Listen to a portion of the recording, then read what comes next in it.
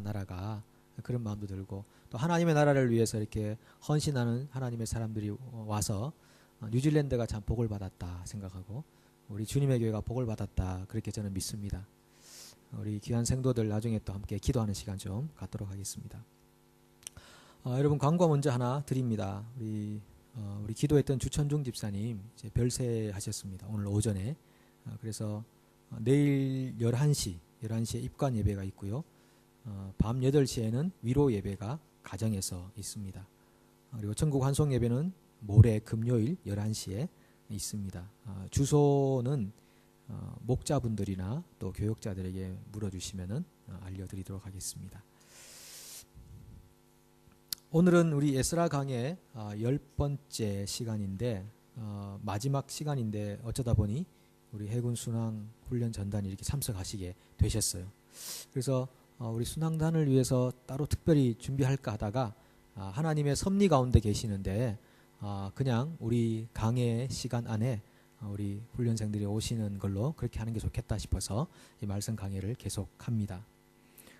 에스라가 2차 포로 귀환의 선두로 예루살렘에 도착한 지 얼마 안 되었을 때 그 당시에 포로에서 돌아와 살았던 지도자들, 그러니까 1차 포로에서 돌아와 살았던 지도자들로부터 특별한 이야기를 하나 듣죠. 보고를 하나 봤는데 포로에서 돌아온 이스라엘 백성들이 이방 여인들과 통혼을 했습니다 라고 하는 기가 막힌 이야기를 듣게 됩니다.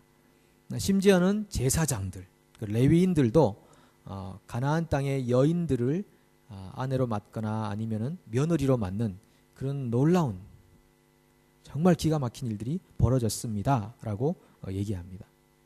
여러분 이스라엘이 두 개의 나라로 나누어진 다음에 남유다 백성들이 북이스라엘 사람들을 짐승보다 못하다라고 생각했던 이유가 있는데 그것은 통혼 때문이었죠.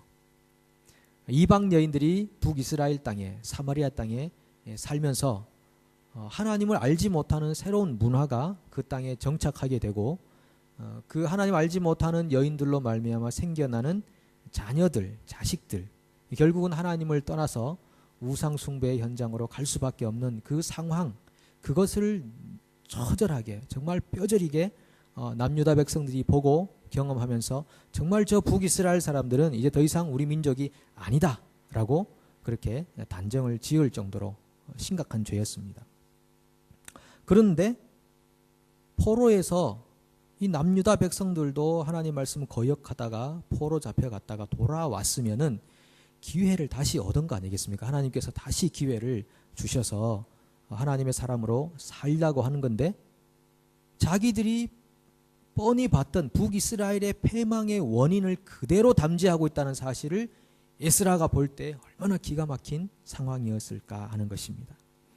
혈통의 순수성이 얼마나 중요했습니까? 그때는. 왜냐하면 혈통을 통해서 하나님의 그 역사와 계시가 전달된다고 믿었고 그렇게 되기 때문에 그 당시 혈통이라는 것은 굉장히 중요한 그런 신앙의 요소였습니다.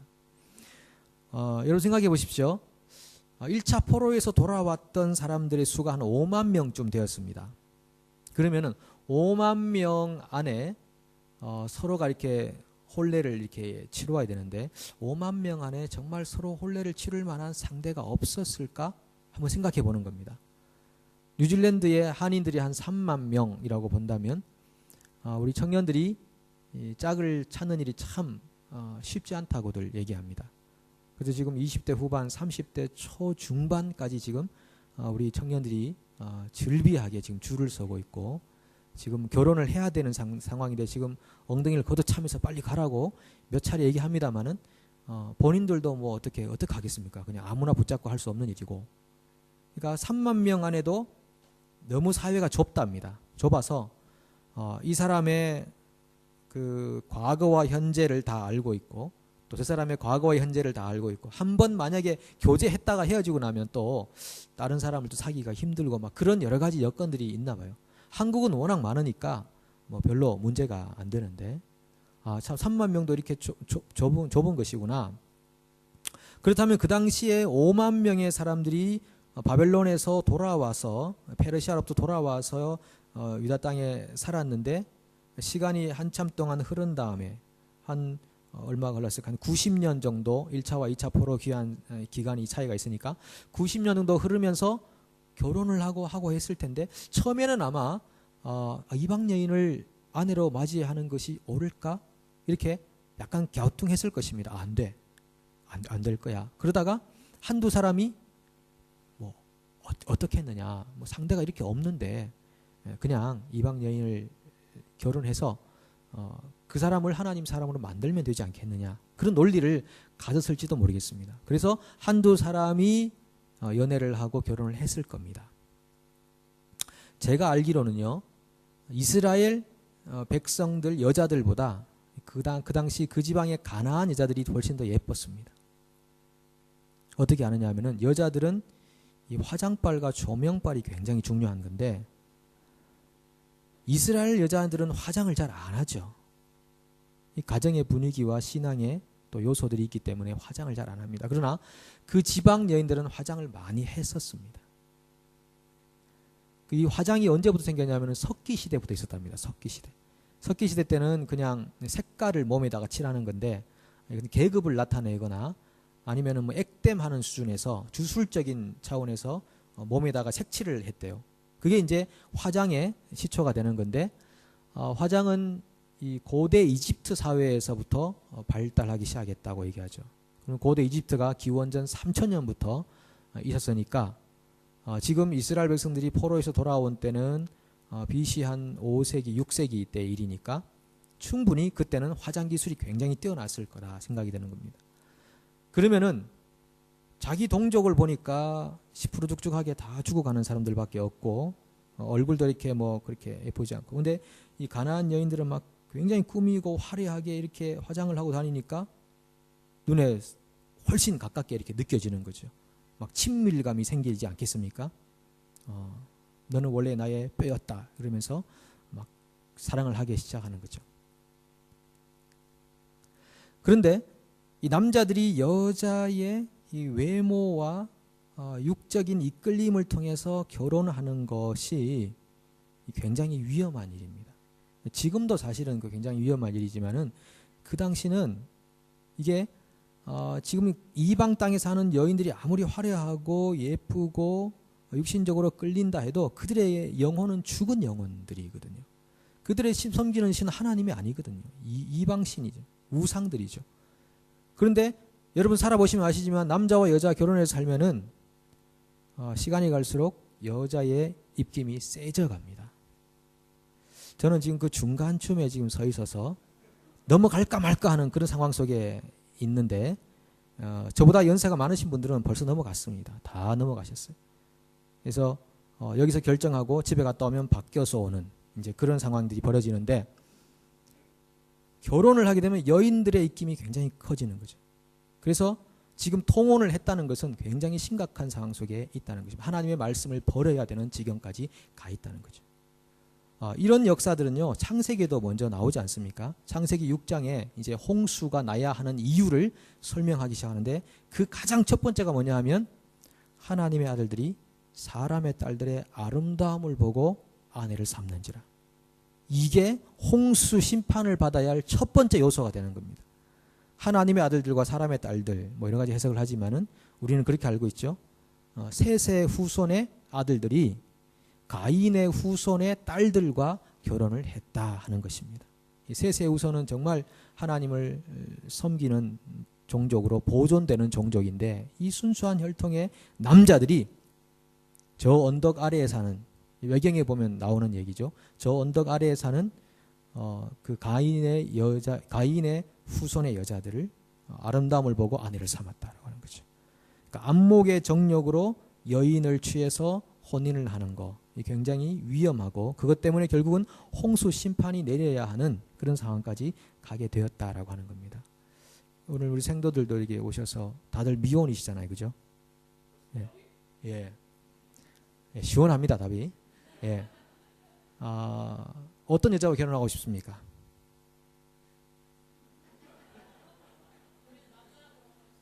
남자와 결혼하고 싶어요?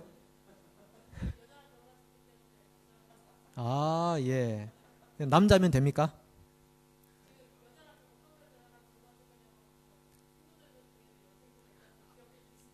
아, 제가 이 질문은 남자들에게 하고 또 여자들에게 하려고 그랬었어요. 네. 그 성격이 좀 급한 편이죠.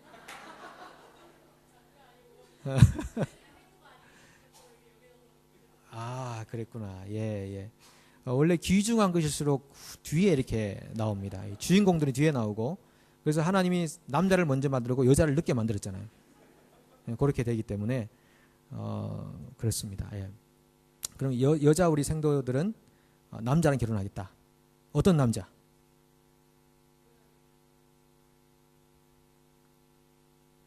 여기서 집어도 돼요. 도와드리죠. 예. 예.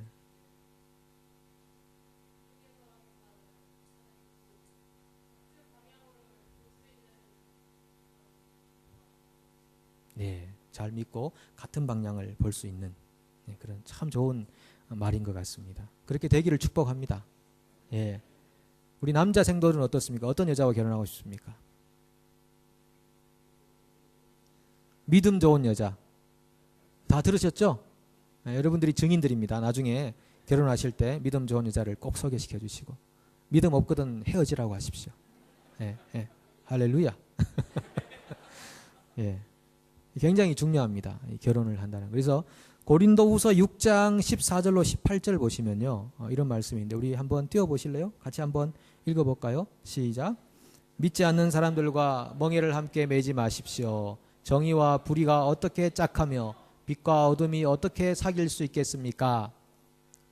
그리스도와 벨리알이 어떻게 화합하며 믿는 자가 믿지 않는 자와 더불어 함께 차지할 몫이 무엇이며 하나님의 성전과 우상이 어떻게 일치하겠습니까? 우리는 살아계신 하나님의 성전입니다. 그것은 하나님께서 말씀하신 바와 같습니다. 내가 그들 가운데서 살며 그들 가운데로 다닐 것이다. 나는 그들의 하나님이 되고 그들은 내 백성이 될 것이다. 그러므로 너희는 그들 가운데서 나오너라. 그들과 떨어져라. 부정한 것을 만지지 말아라. 나 주가 말한다. 그리하면 내가 너희를 영접할 것이다. 아멘. 이것은 구약에 있는 말씀이 아니고요. 신약에 있는 말씀입니다.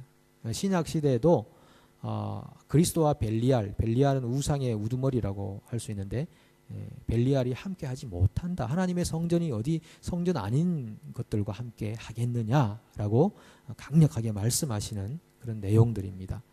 사실 요즘 그 크리스찬 남녀 비율이 맞지 않아서 좀 적용하기 힘든 부분도 있습니다만은, 그러나 이렇게 이 말씀을 기준으로 말씀대로 살려고 애를 쓰고 노력하는 사람들에게는 반드시 하나님이 믿는 배우자들을 허락하신다고 저는 믿고 있습니다.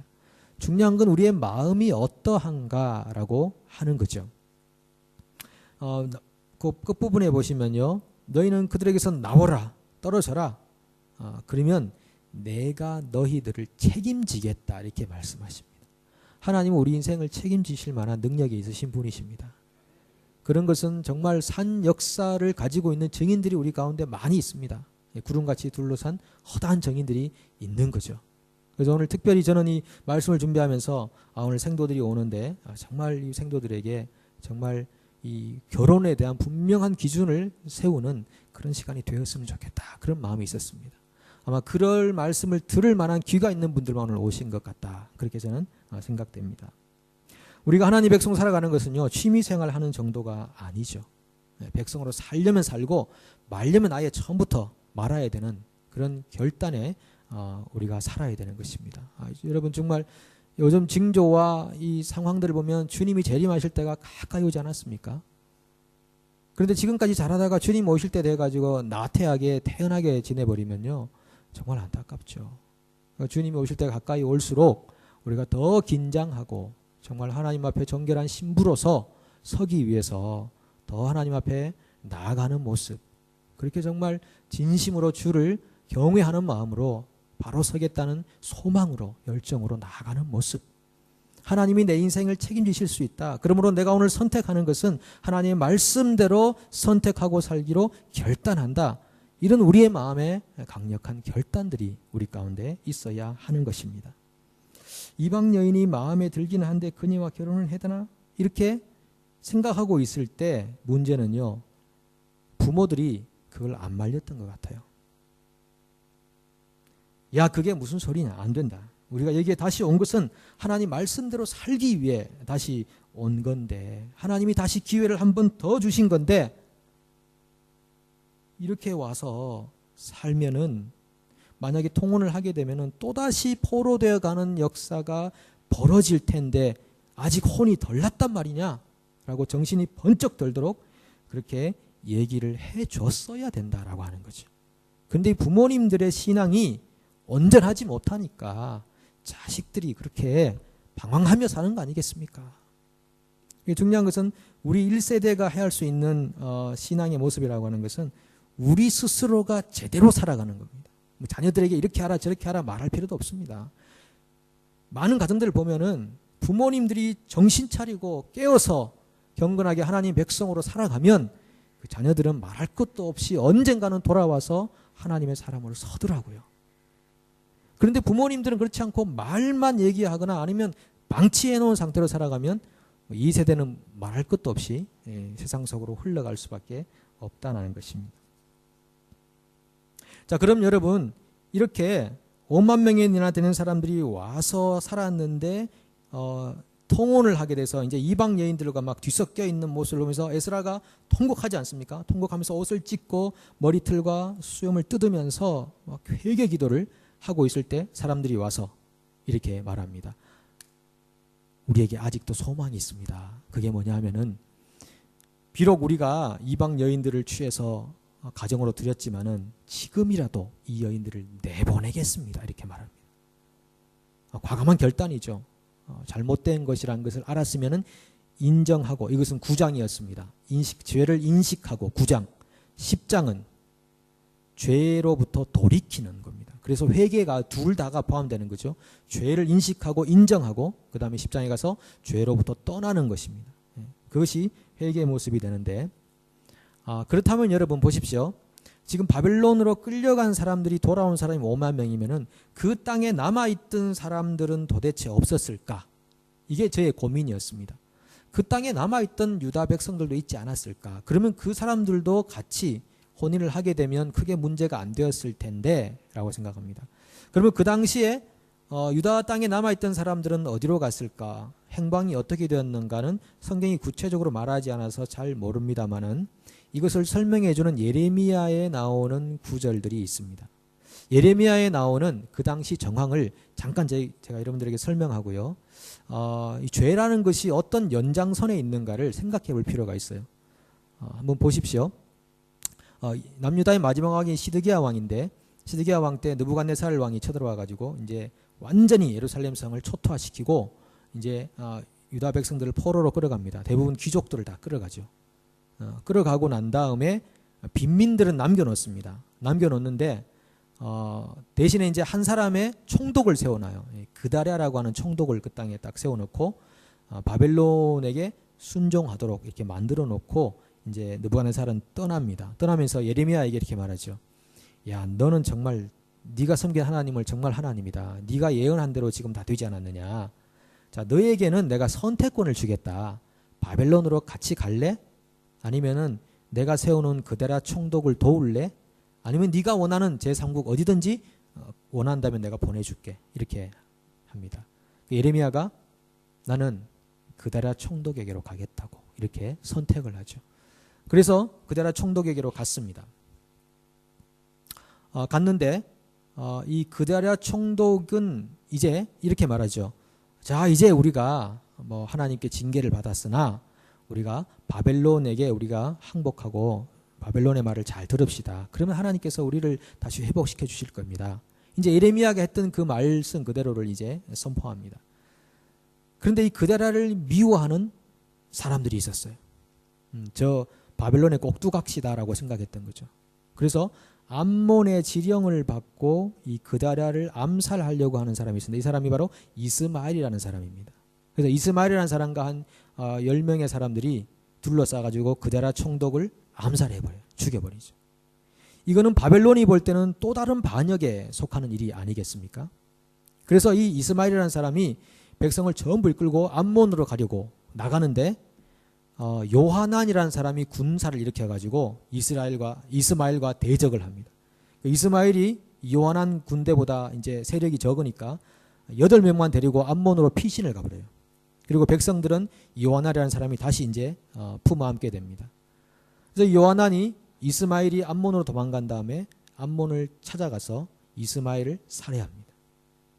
계속적인 이게 이 살인의 연속인데, 그 다음에 이 요하난과 백성들이 예레미야에게 옵니다. 어떻게 말하냐면, 예레미야시여, 당신의 하나님에게 기도를 좀 해보시오. 당신의 하나님이 우리에게 무엇을 요구하든지 우리가 순종하겠습니다. 그렇게 했을 때 예레미야가 하나님께 기도하고 10일 후에 하나님께로부터 말씀이 예레미야에게 임합니다.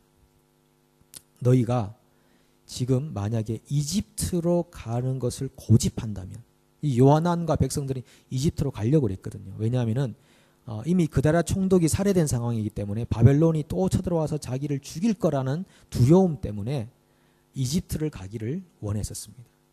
그래서 이집트를 가기를 원하는 마음을 가지고 있으면서 겉으로는 예레미야에게 당신의 하나님이 우리에게 무엇을 말씀하시든 우리가 순종하겠습니다, 이렇게 말하죠. 이건 사실 거짓말이었어요. 나중에 예레미야가 하나님께로부터 말씀받고 너희가 이집트로 내려갈 마음을 가지고 있으면서 나를 속였지 않느냐라고 말합니다. 그건 하나님께서 예레미야에게 가르쳐 주신 거죠. 그리고 너희가 만약에 이집트를 가기를 고집한다면은 하나님의 칼이 이집트까지 따라가게 될 것이다. 그러나 지금이라도 바벨론에게 항복하고 다시 유다 땅에 와서 산다면 하나님이 너희를 풍성하게 할 것이다, 이렇게 말합니다. 그런데 결국은 이 요하난과 무리들이 예레미야에게 이렇게 말하죠. 당신이 지금 거짓말하고 있다. 하나님이 당신에게 그렇게 말하지 않았다, 이렇게 얘기합니다. 아니, 말할 때는 당신이 말하면 순종하겠다라고 얘기해놓고 자기의 마음의 뜻과 다르니까 결국은 예레미야를 거짓말한다고 이렇게 선포해버리고 결국은 그들이 이집트 땅으로 백성들을 끌고 가버렸습니다. 예레미야도 할 수 없이 그 땅으로 이집트로 내려가게 됩니다. 내려갔는데 거기서 어떤 일이 있었냐면은 여인들이 하늘의 여왕에게 제사를 드리자고 하는 겁니다. 뭐라고 하냐면은 우리가 옛날에 하늘의 여왕에게 제사를 드릴 때는 모든 게 풍족했다는 거예요. 기근도 없었고 음식도 많이 있었었고. 그런데 하늘의 여왕을 제사하는 걸 폐한 날부터 우리에게 기근과 칼과 이런 적신들이 왔다, 이렇게 해석하고 있는 겁니다. 기가 막힌 노릇이. 여러분, 이런 여인들과 결혼하시겠습니까? 끔찍하지 않습니까? 우리가 우상 섬길 때는 잘 됐는데, 우리가 신앙생활을 나태할 때는 뭐 안 되는 거 없이 잘 됐는데, 신앙생활 제대로 한번 하려고 할 때부터 우리에게 환란이 다가왔다. 그러므로 우리는 신앙생활을 나태하게 할 거다, 아니면 버리겠다, 이런 류의 이야기와 똑같은 겁니다. 현실적인 삶의 상황들을 보고 모든 걸 판단해버리는 그런 안타까운 이런 현장의 모습들이죠. 결국은 하나님께서 이집트로 도망간 사람들을 다 칼로 멸망시키셨습니다. 그리고 겨우 몇 사람이 살아서 유다 땅으로 돌아옵니다. 그렇다면 바빌론 포로에서 돌아왔을 때쯤에 유다 땅에 남아있던 백성들은 얼마 되지 않았다는 겁니다. 결국은 그래서 이방 여인들과 통혼하는 관계까지 갈 수밖에 없었다는 겁니다. 이건 우리에게 뭘 말하느냐? 죄의 연결고리다라고 하는 것입니다. 죄는 연장되는 것입니다. 지금 이방 여인들과 통혼을 하지만요, 거슬러 올라가면은 이집트를 가겠다고 고집했던, 예레미야에 나오면은 고집이란 말이 나오는데 이집트를 가겠다고 고집했던, 반역했던 그 죄악들이 그 가운데 있는 것이고, 또 거슬러 올라가면은 이스라엘 백성들의 우상 숭배의 현장이 있는 것이고, 하나님 말씀을 거역하는 삶의 모습들이 있는 것이고, 그래서 죄는 계속적으로 연장선 안에서 이렇게 벌어지고 있다는 것을 보게 되는 것입니다. 그나마 얼마나 감사한지 이 에스라에게 찾아온 몇 명의 사람들이 우리에게 아직 소망이 있나이다. 우리가 통혼했던 이 여인들을 우리가 내보내기로 작정합니다, 이렇게 말하는 것입니다. 여러분, 죄로부터 떠난다는 결정할 수 있을 때가 소망이 있는 겁니다. 죄로부터 떠나려고 하는 마음이 없을 때가 굉장히 위험하고 이 재앙과 같은 것이죠. 그러나 죄로부터 내가 떠나겠습니다라고 하는, 내가 죄를 인식하고 떠나려는 결정하는 그 순간에 소망이 있는 것입니다. 그렇게 해서 조사를 다 해가지고 많은 사람들 조사 다 해서 다 내보내는데 그 중에는 아이를 낳은 사람들도 있었다. 이미 같이 산 지가 오래된 여인들도 있었다라고 하는 거죠. 그런데 보십시오. 마지막으로 하나 보시면은 15절에서 뭐라고 하냐면요. 오직 아사엘의 아들 요나단과 디과의 아들 야스야가 일어나 그 일을 반대하고 무술람과 레위 사람 삽부대가 그들을 돕더라 그랬습니다. 지금 공동체가 하나님의 말씀으로 다시 삽시다 라고 죄로부터 떠납시다 하고 결정하고 나가려고 하는데 그걸 반대하고 나서는 사람들이 있었다라고 하는 겁니다. 이분들은 이것이 사명입니다. 내가 사명을 띠고 공동체의 영적 정결을 반대하겠다. 그런 사명을 가진 분들이 계셔요. 정말 안타깝죠. 오늘 우리 사명이 컨셉이잖아요. 그죠? 사명을 그렇게 받으면 안 되는 거죠. 하나님의 사명을 제대로 받아야 되는 거예요. 그래서 정말 하나님의 공동체를 정화시키고 하나님의 말씀 앞에 두려워 떨 수 있도록 하고 하나님을 경외하는 마음을 가지는 공동체를 만들기 위해서 정말 최선을 다하고 열정을 가진 사람들, 그런 사람들이 있을 때 그 공동체에는 소망이 있는 것입니다. 하나님이 때로 공동체에게 어려움과 환난과 아픔을 주셨더라도, 징계를 하셨더라도 정말 그 죄를 인식하고 회개하고 그 죄로부터 돌이키려고 하는 사람들이 있는 그 공동체에는 새로운 소망이 있는 줄로 믿습니다. 여러분 개인의 인생 가운데도 죄로부터 떠나고자 하는 소망을 가지시고, 여러분이 속한 그 공동체가 또 죄로부터 떠나야 된다는 그런 기도 제목을 가지고 기도하시고, 특별히 우리 조국이, 우리 대한민국이 죄로부터 정결케 될 수 있도록, 우리 교회들이 정화될 수 있도록 여러분들의 기도와 여러분 각자 개인의 동참이 있어서 정말 말세지 말에 하나님이 사용하시는 민족, 하나님이 사용하는 공동체, 하나님이 사용하는 개인의 삶이 될 수 있기를 축복합니다. 함께 기도합니다.